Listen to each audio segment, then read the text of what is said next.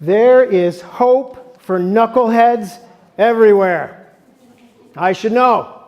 I'm a recovering knucklehead. I have a true story for you today. It's the story of a head of knuckle becoming a heart of gold. It's not my story. This story comes from my best buddy in the whole world. We went through seminary together. We were ordained together. His name was Brian Black, and I lost him 20 years ago this month. Still hurts, but I was with him when he died, and it's up to me to keep his stories alive. So this story is called The Party of the Year. And Brian wrote it and told it to his church that he was serving down in Georgia. And the story goes like this. My father was in town for a brief visit this past week. As always, he brought up stories about me as a kid. It's always heartwarming and lots of fun, until he talks about what I was like as a teenager. That's when sweat breaks out on my forehead and my right eye starts to twitch. The way I remember it, I must have been a parent's worst nightmare during my teen years. I was constantly getting caught doing forbidden things that I enjoyed. Seems like every other day I was being grounded for something or other. And the more I got punished, the more I got angry, and the farther away I drifted from my parents. One evening, after an especially tense encounter with the parents, I was sent to my room and I was told that I could not go to the big party that night. And I knew this was gonna be the best party of the year. Well, about 11 o'clock that night, my parents' day had ended and they were asleep. My day was just beginning. I stuffed my pillows under the covers in the shape of a sleeping teenager. I used a world globe for the head. I crawled out the window onto the roof, tiptoed to the edge, and jumped down onto a brick wall. With one leap over our hedge, I was on my way to the party. About 4 a.m., I found my way home. I climbed up the brick wall, pulled myself up on the roof, tiptoed to the other side, and crawled back in the window.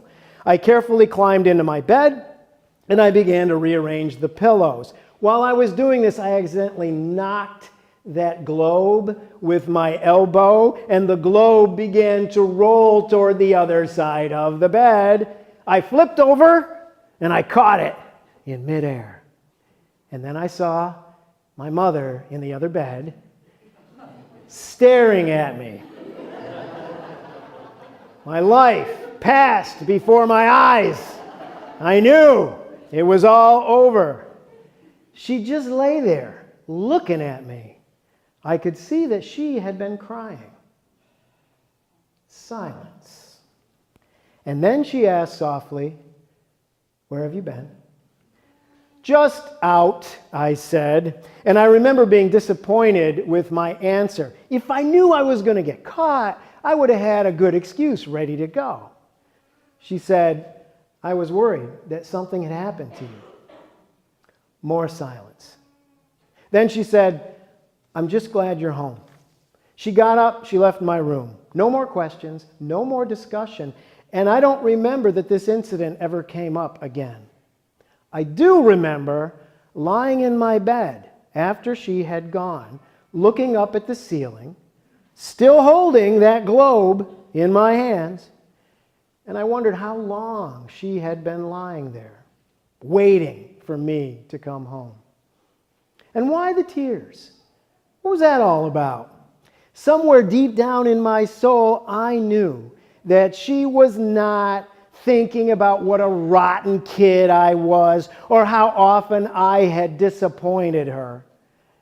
Was she remembering June 4th, 1957, when I was born, when they drank champagne and smoked cigars and they hugged and they laughed and they cried? Was she remembering my first steps, my first word, my first day of school? Was she thinking I had run away? Was she thinking I had disappeared from her life forever? Well, I don't really know what happened to me that night, but inch by inch, things started to change in my life and in my fractured relationship with my parents. You know, I think maybe when we come face to face with such compassion and love from someone else, we are never the same person again. Our whole world gets turned inside out and upside down. Our lives are changed by the mysterious, wonderful power of love. You know, as human beings, we do have a tendency to wander. We drift away from the love of God, which is the love given in our creation when heaven and earth and all the angels rejoiced. But even when we do wander away from that love, and we do, God always welcomes us back again. There is a reason that the most famous verse in the New Testament is John chapter 3, verse 16.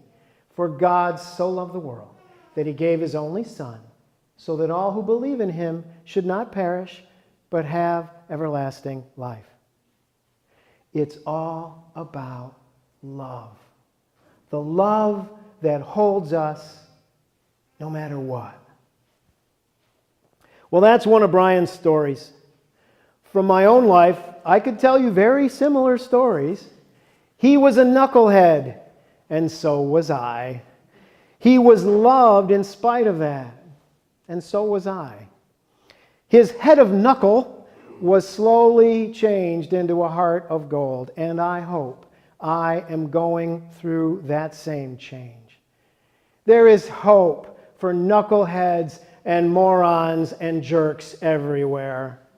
We can all be changed into genuinely decent human beings. And it's all because we are loved. Now, I'm not talking about sappy, sentimental Valentine's Day love. I'm talking about being seen honestly as a flawed, selfish knucklehead and being loved in spite of it and through it. That's what God's love is all about. That's what the love of Christ is all about. And you know, that's really what the best human love is all about. And when you have been loved like that, you are never, ever the same. Amen.